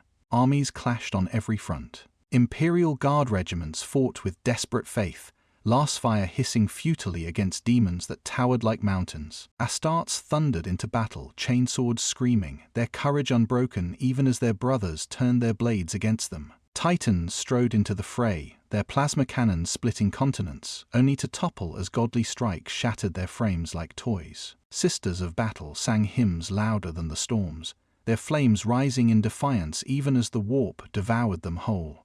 And above it all, the Emperor burned. His presence filled the void as a figure of golden radiance, too vast for mortal eyes to comprehend. His psychic storms lanced across the stars, ripping through demonic tides, his fury igniting the heavens themselves. Every surge of his will turned worlds into ash, his voice echoing in the warp as a sun that would not yield. For the first time since the heresy, the galaxy witnessed its god as more than silence. They saw him act, not as myth, but as wrath. But chaos was not silent. From every corner of the warp, corruption spilled like wildfire. Demons poured from rens in reality, their legions countless, their hunger infinite. Blood rivers flooded cities. Gardens of rot grew over hives in hours. The whispers of Slaanesh drowned whole populations in madness, while Tezingchi's labyrinthine storms turned time into a spiral, looping battles until soldiers died in the same moment 1,000 times. The Pantheon was united, their combined fury saturating existence itself. And between them, all stood Kratos. He did not command armies, nor did he rally banners. He simply raged. The blades of chaos whirled like suns of fire, cutting through demon flesh and ceramite alike. Bloodthirsters fell to his chains, their skulls crushed beneath his heel. Sorcery shattered as he roared, the architect's illusions torn apart by will alone. He waded through rot and plague, his fury burning hotter than pestilence could endure. Even the Emperor's light met his fire, and still he stood unbroken. His rage bent more than bodies, it bent reality. As he fought, causality itself frayed. Battles replayed, soldiers rising only to die again in endless cycles, as though time itself could not decide whether to end or begin. Mortals fled only to find themselves back where they had started. Ships destroyed in warp storms reappeared seconds later, locked in the same doomed struggle. To mortals it was madness. To gods it was a revelation. Kratos' defiance was not bound to the timeline of eternity. His fury reached beyond it. Worlds cracked under his war. Moons shattered into dust, drawn into the gravity wells of planets aflame. Suns flickered and died, their light consumed in the storms. In the warp, entire demonic realms collapsed as his strikes tore through their foundations. And mortals, those who survived long enough to see, could only watch in awe and despair. Some fell to their knees, calling it the end of days. Others declared it the birth of something new. but all agreed on one truth. This was not survival, not conquest, not rebellion. This was the unraveling of existence itself. The War of Gods was no longer about dominion. It was about whether reality itself could endure their clash. And still, in the center of it, Kratos roared, refusing gods, refusing fate, refusing eternity itself. The world chosen for their battle was already dead. Once a verdant jewel of life, it now floated in ruin, its crust torn open by warp storms, its oceans boiled into steam. Upon this shattered stage, two figures faced one another, one bathed in golden radiance, the other cloaked in ash and blood.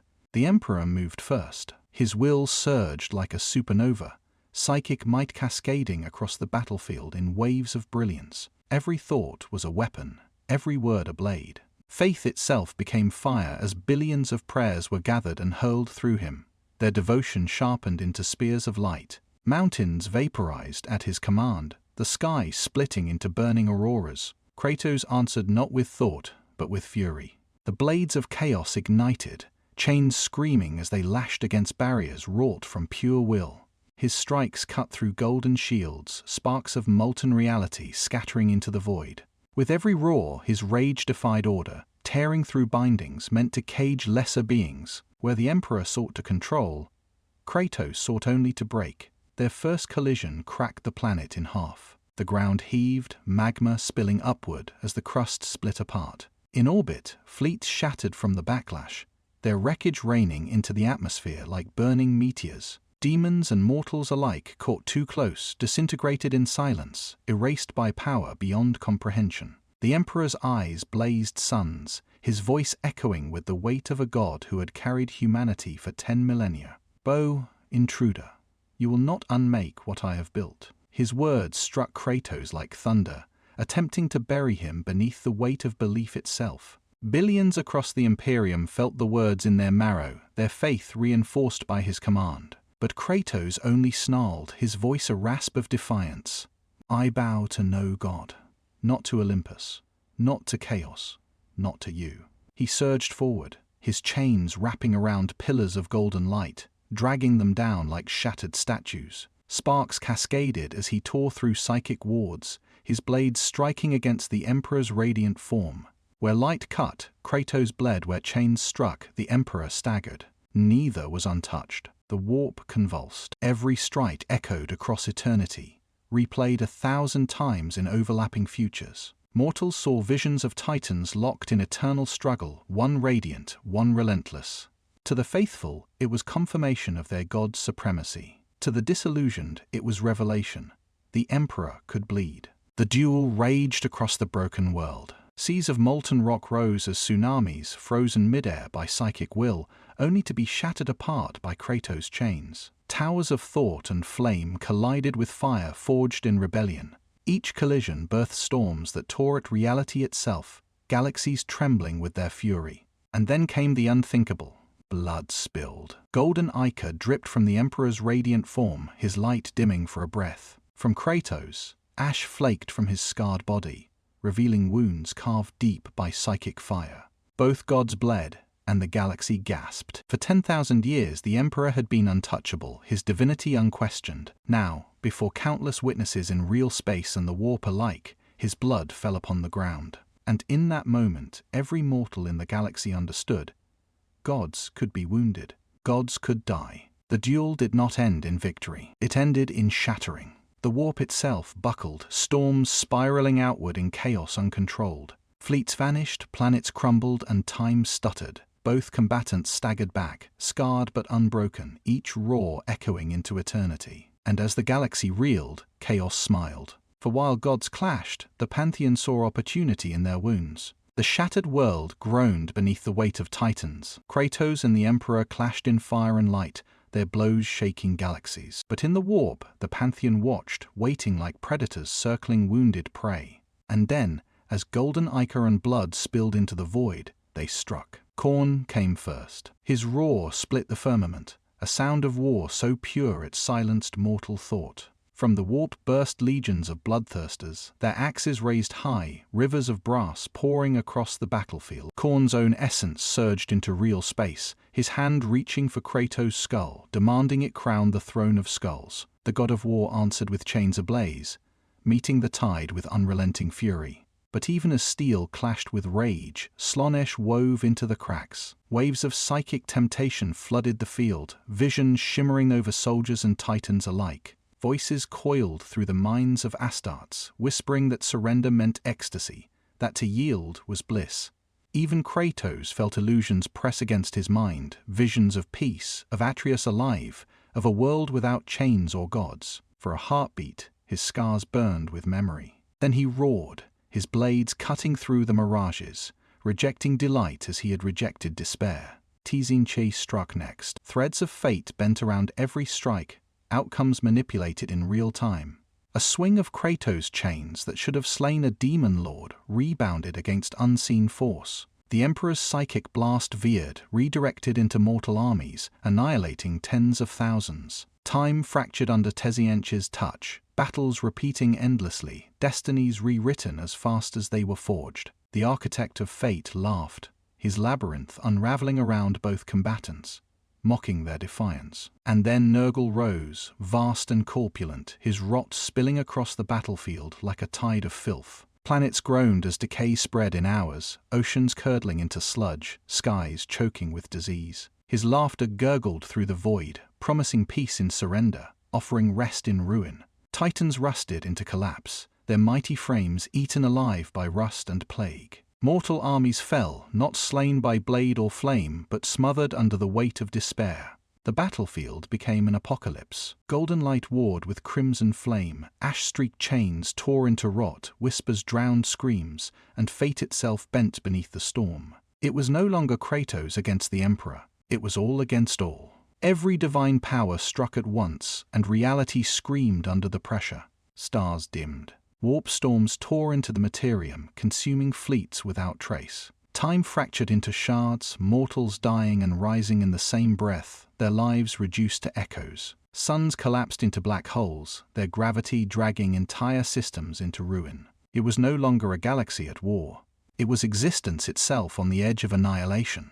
And yet, in the midst of it, Kratos stood. Blood poured from his wounds, his body scarred by light, shadow, and plague alike. The chains in his hands trembled but did not fall. He roared into the storm, not at mortals, not at armies, but at gods themselves. I will not bow.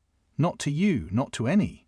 The cry echoed across eternity, shaking both warp and Imperium. Mortals wept at the sound, prophets collapsed into madness, and even the gods felt it ripple through their essence. For though they struck together, though their fury was infinite, Kratos remained unbroken. The war of gods had begun as defiance. Now, it threatened to unmake reality. The true endgame had arrived. The universe shuddered like a wounded beast. Where gods clashed, the laws of reality tore apart. Suns collapsed into black holes, dragging entire systems into darkness. Moons shattered into dust, their fragments spinning endlessly through void storms. Warp and Imperium bled into each other until the stars themselves seemed to scream. Time fractured. Soldiers found themselves reliving death after death, last guns raised only to be cut down in the same heartbeat, again and again.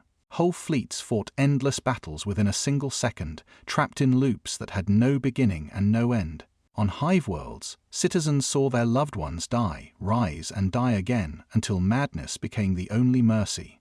Prophets called it the end of days. Others whispered that the end had already come, and they were caught in its echo. In the warp, Tzinchi's laughter curdled into fury. He had woven futures beyond counting, sculpted destinies across eons, yet Kratos tore through them as though they were cobwebs. Each strike of the blades of chaos severed threads of fate that had bound empires for millennia. Futures bled into pasts, prophecies dissolved into smoke. For the first time, the architect of fate stared into chaos, not of his design. The Emperor strained to hold the galaxy together. His psychic will blazed brighter than the Astronomicon, golden fire pouring across shattered space. He anchored time with his mind, knitting threads of reality even as Kratos' rage burned through them. For every loop Kratos shattered, the Emperor rewove stability, his presence a dam holding back the flood. But each collision between them unraveled more, as if existence itself could not contain their defiance. Chaos feasted. Khorne drank rivers of blood spilled in endless cycles. Slaanesh reveled in screams multiplied by infinity, every moment of agony repeating eternally. Nurgle's plague spread through timelines, festering across centuries in seconds. Even as their champions fell, even as their avatars bled, the pantheon grew fat on entropy, devouring the unraveling of reality.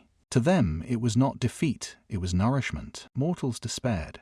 On Terra, pilgrims wept as visions of collapse seared into their minds, their prayers consumed by echoes of silence. In the void, navigators went blind as the Astronomicon fractured into 1,000 contradictory signals. Some cried to the Emperor for salvation, others cried Kratos' name in rebellion, but both prayers vanished into the storm. Faith itself looped endlessly, fractured like time, hope rising and dying in the same breath. And in the center, Kratos roared.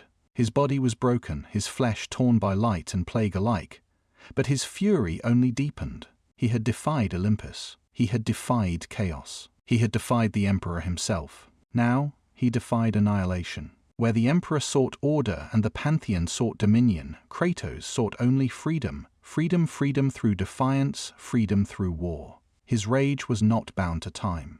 It tore time apart. Every strike of his chains distorted causality. Every roar reverberated across eternity. He did not fight in the present alone, but in pasts and futures simultaneously, his will cutting across centuries as if they were threads. The Imperium buckled, its foundations cracked. The warp screamed, its gods reeling at the realization.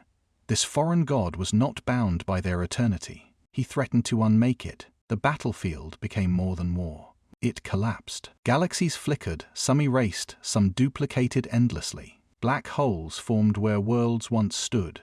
Armies fought against themselves across timelines, dying beside their own corpses. Even the Emperor faltered, his radiance strained, his voice thundering not with command but with desperation. And still, Kratos fought. The god of war stood at the center of the unraveling cosmos, bloodied and scarred, roaring at gods and fate alike. His defiance burned brighter than suns, his fury more terrible than annihilation itself. Reality trembled, time shattered, and the question lingered across every mind, mortal and divine. If time itself is broken, what remains? The throne's fire erupted across creation. From Terra to the edge of the galaxy, the emperors will surge like a tidal wave of golden flame, brighter than suns, blinding in its fury. The Astronomicon flared, not as a beacon but as a storm, its light spearing through warp rifts and forcing them closed. Entire demon legions burned into ash, their essence screaming as his presence seared them out of existence. Stars dimmed beneath his radiance. Planets shook, their crusts splitting as psychic force cascaded outward. Where warp storms threatened to consume sectors, his will forced them back, anchoring reality against collapse. His voice thundered through every mortal mind, commanding them to stand, to fight, to hold faith. It was not a whisper of silence, not the absent weight of the past 10 millennia. It was command, alive and undeniable. I am the shield of humanity. I am the fire in the void. Hold, my children. Hold. For a heartbeat, faith surged. Fleets rallied where they had faltered. Regiments raised their banners anew. Even those who had whispered Kratos' name bowed their heads in awe, feeling once more the certainty of their god. Across the galaxy, the Emperor was no longer legend, he was present. He was war itself. But the storm could not hold. For where his light burned, Kratos' fury clashed. The blades of chaos cut through golden fire, chains lashing against the Emperor's psychic barriers. Sparks of raw creation exploded at every strike, tearing the battlefield into fragments of shattered time. The ash-skinned warrior, bloodied and scarred, roared not as a servant nor as a challenger, but as defiance incarnate. Every blow he struck against the Emperor was not only against a god, but against the very idea of gods themselves. The Emperor bled. Golden ichor streamed from wounds carved by steel and flame, dripping into the void like suns breaking apart. His radiance flickered, dimming for breaths at a time. Mortals across the galaxy gasped in horror as visions of his wounds seared into their minds. For the first time in history, the God Emperor appeared vulnerable, not in rumor, not in heresy, but in truth. Faith trembled. Some clung tighter, shouting his name louder than ever. Others faltered, whispers of Kratos rising once again. If even he can bleed, is he truly eternal? The Imperium shook, its foundation of unbreakable faith cracking under the sight of its god wounded. And still, the Emperor stood. His fire roared brighter. Every ounce of his will poured into holding back annihilation. The warp threatened to consume all, chaos feasting on the unraveling of time. Yet the Emperor anchored reality with his essence, straining against both collapse and Kratos' relentless rage. His words thundered through the storm. If I must burn to preserve mankind, then so be it. If this god of war will not kneel, then I will break him. The duel became a last stand. Golden fire and crimson chains tore through stars, their clash visible across systems as novas of impossible brilliance. Whole sectors were scoured clean, armies annihilated as collateral. The galaxy trembled not just with awe, but with dread, for it was clear. This was not merely a battle for dominion, it was the fight for existence itself. And as the Emperor poured his soul into the fire, straining to hold back the end, chaos watched. They felt his falter. They tasted his blood. And in their laughter, the Pantheon prepared to strike. The warp convulsed like a beast drunk on blood. As Kratos and the Emperor struck at one another, the Chaos Gods feasted. Every scream, every death, every fracture of time was theirs to devour, and they gorged until the universe itself shook with their indulgence. Khorne roared in triumph. Rivers of blood spilled across worlds looped in endless battle, each drop feeding his throne of skulls. Astartes and demons alike, slain 1,000 times in fractured timelines, gave their skulls anew with each cycle. His laughter boomed across eternity as his throne grew higher, his axes heavier with power. "Let them war," he bellowed. "Every strike is mine." Slaanesh draped the galaxy in madness. Mortals caught in time's collapse heard voices that were their own, whispering temptations until reason shattered. On hive worlds, billions danced in ecstasy as fire consumed them, their agony turned into rapture. Fleets dissolved into orgies of violence, officers murdering their crews in blissful surrender. Every soul broken in pleasure or pain fed the Dark Prince, who coiled tighter around reality with every scream.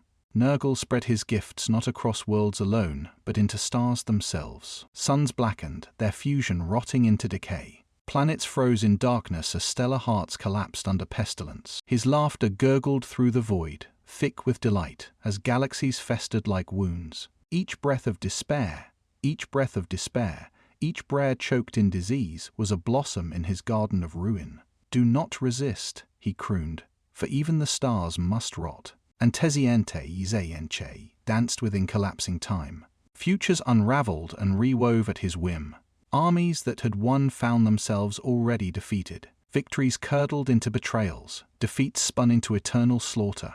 Every loop, every paradox, every fracture of causality became his feast. "See how even gods bleed in my labyrinth," he cackled, his voice fracturing into 1,000 outcomes. "Their war is mine, their end my tapestry." Across the galaxy, cultists cried out in devotion, but their gods had no need for prayers. Faith itself became fuel. Billions were reduced to ash as their devotion was consumed, stripped from their souls like marrow from bone. The Pantheon did not listen, they fed. And the more Kratos raged, the stronger their feast became. Every demon he destroyed, every titan he felled, every army he broke bled fury into the warp, and chaos drank it all. His defiance, his rebellion, his war, every act became another banquet for their hunger. The Emperor strained, his light blazing as he fought to anchor reality. But he was forced to divide his will. Against Kratos, he struggled to preserve his dominion. Against the Pantheon, he struggled to preserve existence. The weight tore at him. His radiance dimmed. His voice thundered with desperation rather than command. Even his fire, brighter than suns, flickered against the immensity of chaos unbound. Worlds collapsed into screaming abysses. Armies perished without trace, swallowed by storms that left no survivors, no memory. Time itself ceased to matter. Entire generations were born and extinguished in moments, their lives nothing but echoes feeding the warp. Mortals looked to the heavens and saw not salvation, not even war, but hunger without end. The galaxy began to fold in on itself. Stars died. Reality bent into spirals of fire and void, and for the first time, annihilation felt inevitable. Kratos roared in the center of it all, standing bloodied yet unyielding. His fury burned against the tide, but even he could feel it. Chaos was not weakening, it was swelling. His defiance gave them strength, and still he refused to kneel. And as gods feasted, mortals whispered the only question left. If chaos consumes everything, is even defiance meaningless? The void trembled like a drumskin stretched across a burning sky. Kratos stood at the center of collapse, breath ragged, chains dripping molten light. Around him, reality peeled back and rugged stars screamed as they died. He lifted the blades of chaos and roared, not at an army, not at a throne, but at eternity itself. The roar crossed the warp like a comet, slamming into demon worlds, rattling the brass ramparts of Khorne and souring Nurgle's orchards. Bloodthirsters descended as a red storm, axes carving horizons. Kratos charged. His chains wound a blazing helix, caught a demon lord mid-flight, and ripped its spine free in a hail of embered bone.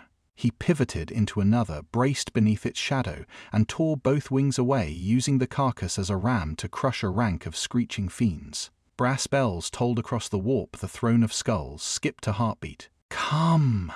he snarled, voice ruined. Slaanesh answered with perfume and knives. A choir of perfect faces advanced like tidewater. Visions showed Atreus unburdened, peace without scars, hands that did not need to kill. Kratos did not slow. He cut the choir into confetti, the air glittering with ruined beauty. A keeper of secrets lunged. He crossed both chains through its throat and pulled until the head came free with a wet, astonished sigh. The palace of sensation folded like silk in flame. Tezinche remade the field into mirrored epochs. Kratos saw himself at every turn, monster, father, murderer, liar. Futures flowered and withered in a blink. He chose none. He smashed the mirrors with fire and advanced by refusal. A lord of change lofted a son of blue witchflame. He hurled a chain through its heart, dragged the sorcerer from the sky, and split its sternum on a broken obelisk. Then rot. The ground belched a cathedral of pus. A great unclean one waddled from its nave, chuckling like an affectionate grandfather.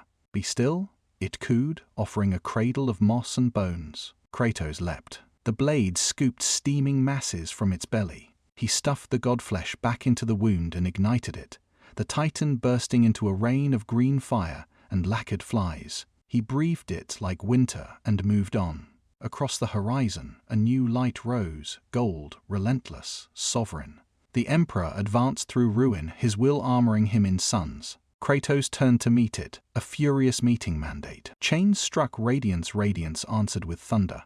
The ground liquefied and rehardened as glass, printed with the silhouettes of their blows. Each clash rang through 10,000 years at once. Pilgrims heard hymns, reversed traitors, remembered loyalty, children unborn woke weeping. The Pantheon pressed harder, desperate to drown a fire that would not obey. Khorne hurled a legion's worth of axes at once. Kratos spun his chains into a burning wheel and walked through the storm, steel dissolving on contact. Slaanesh poured oceans of velvet ecstasy over the field. He boiled them to steam. Tezinche changed the meaning of victory. Kratos changed the subject with violence. Nurgle offered rest. He offered refusal. He bled. Golden light carved him open. Plague kissed his lips. Temptation wrapped his heart like ivy. He bled and kept moving. Every drop was a nail hammered into the coffin of certainty. He was no priest, no prophet. He was a scar that learned to swing steel. He had been a weapon, monster, father, exile. Now he was a sentence pronounced against the divine. He leapt, higher than engines, farther than artillery, chains screaming. They arced like twin eclipses and came down upon the world's horizon. The crust split. Shockwaves raced into space, slamming fleets and crushing them to glittering dust. Gods staggered. The Emperor braced. Kratos landed in the crater he had made, shoulders heaving, eyes red as sunrise over slaughter. Enough. The word was gravel dragged across iron. No more thrones. He advanced. Where he stepped, miracles cracked like plates. Where he swung, myths lost teeth. The warp's colors drained toward monochrome, as though a verdict had been read. For a heartbeat, every voice, mortal, demon, divine, fell silent, listening to the hinge of history turn. And war itself leaned toward him, recognizing its maker. It whispered, "Choose war." The battlefield was silent, though silence here meant ruin. The warp lay cracked and bleeding, chaos scattered into echoes. The Emperor's radiance, once a sun that bound a galaxy, guttered into embers. His body, whether god or man, was broken upon the ground, his light dimmed. For the first time since the dawn of the Imperium, the galaxy looked upward and saw no master. And at its center stood Kratos. Mortals, demons, and even the remnants of Astartes who had survived watched in awe and terror. Whispers passed like wildfire across the ruins of creation. The fifth god has triumphed. The ghost of Sparta rules now. The throne of eternity is his to claim. The warp bent toward him, offering its crown. The materium, fractured and raw, seemed to await his word. Even chaos, broken but not destroyed, recoiled as if acknowledging a new sovereign. The emperor's throne, symbolic and psychic alike, trembled in the void, ready to be claimed. For a moment, reality seemed to hold its breath. Kratos looked at it all. The shattered thrones of chaos, the husk of the emperor, the galaxy trembling on the brink. He had won. The throne of gods was his. Eternity bent, waiting, and he spat. His voice was ragged, torn from roars and wounds, but it carried across the void, across stars, into every mind. I have seen thrones. I have seen crowns. They are chains. He turned his back on the warp's crown, on the emperor's legacy, on the whispering promises of dominion. Gods bring only ruin. I have been God. I have killed gods. No throne will bind me. Not now. Not ever. The galaxy quaked at his refusal. Mortals fell to their knees, not in worship, but in awe. Some wept, unable to comprehend a god who would not rule. Others cheered in defiance, their chains broken by the very rejection of divinity. Demons screamed, their feast denied, their masters abandoned. The warp itself shuddered as though something greater than victory had occurred. Refusal. The emperor's dream of dominion, chaos, hunger for eternity, both were shattered by one god who would not be God. Kratos lowered his chains. He did not seek temples, nor crowns, nor faith. He walked into the void, alone, as he always had. The battlefield, the galaxy, the universe itself, he left behind, broken but free of thrones. What remained was ruin, yes, but also something else, uncertainty. Without gods, without thrones, without the certainty of divine tyranny, what could humanity become? Could it endure without chains, or would it collapse without order? No one knew. And perhaps that was the final gift of defiance. Not a path, but freedom to choose. The last sound before silence was his voice, fading into the void. Let no god rule you. Let no throne bind you. Be free. And then Kratos was gone. The universe shuddered, leaderless, broken, yet unshackled. The throne of eternity sat empty, its crown untaken. The Warhammer galaxy had been forever changed, not ruled by gods, not guided by empires, but left in the shadow of one truth. Defiance itself was the most destructive, the most liberating power of all. A god who would not be God had ended gods.